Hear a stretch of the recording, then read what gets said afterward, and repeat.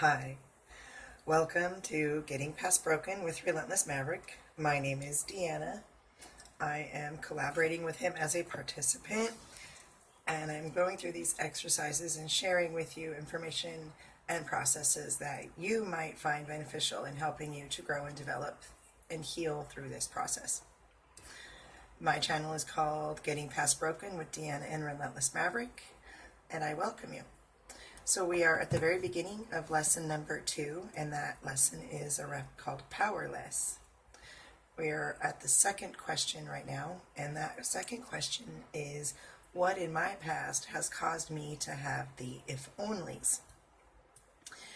And I thought back on that, and I had a few things instantly come to me, and I made some notes of those.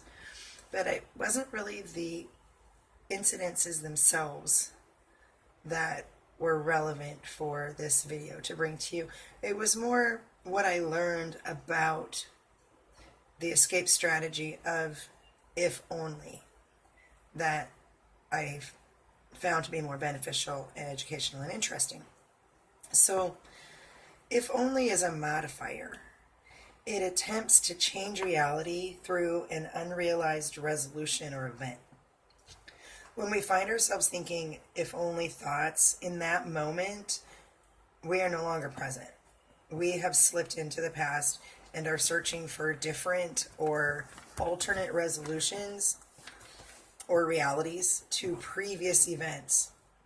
Most likely, those alternates would have led to a different present than the one that we're trying to escape.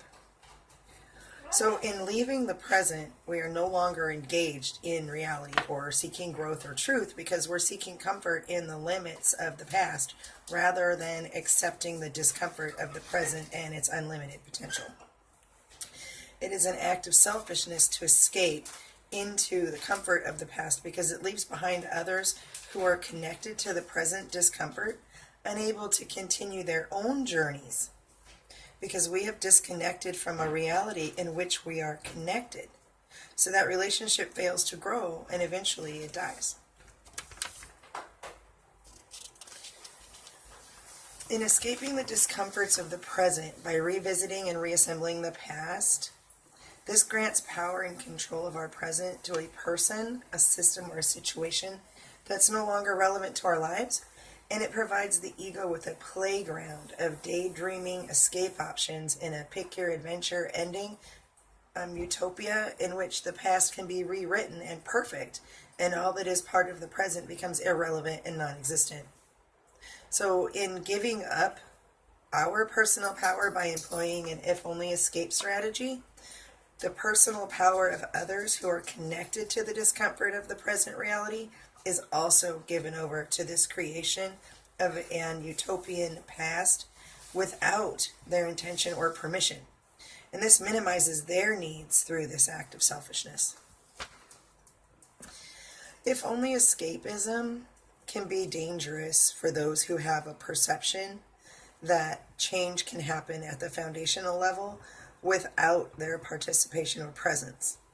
Or for those who perceive that a relationship can be established or fixed without any contact or connection with another being. These situations can produce dangerously unhealthy relationships like stalkers and fixations.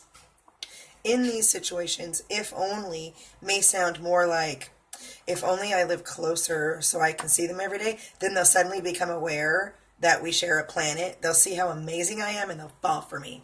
Then we'll be perfectly happy forever. I need to move as soon as possible.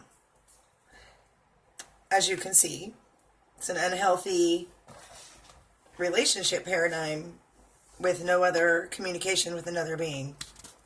It's just an example, but I've heard this before, and I've spoken with people about this before, so I know it actually really happens. If only provides the escapee with their preferred outcome to a past situation in that moment, but they're not recognizing the infinite possible outcomes of that situation in the moment that it had occurred, none of which would be the outcome being conjured up by that escapee in the moment they're experiencing that if only thought. That's because nothing about anything is the same between the two moments. So the if-only resolution is not only impossible in this current present, but it was also impossible at that time because the two moments are completely different. That sounds way more complicated than it actually is. There is nothing positive that can be gained in any of those situations, and great damage can come to current relationships.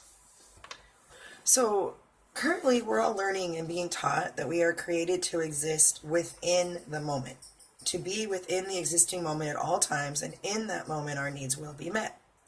This means that our needs for each moment will be met simply by existing in that moment and knowing it to be true. For example, in the Lord's Prayer, it says, "Give us this day our daily bread," which means in this moment meet our need. So it's ingrained, it's in our core processes. So if we're not present in the moment, our need cannot be met.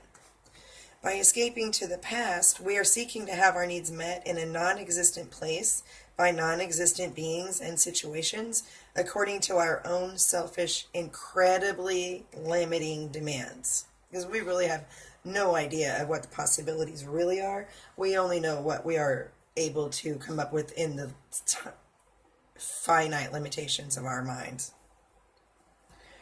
In sacrificing our kingdoms to worry and want by avoiding the present discomfort, we sacrifice truth and light to failed desire and denial, choosing the world over the way.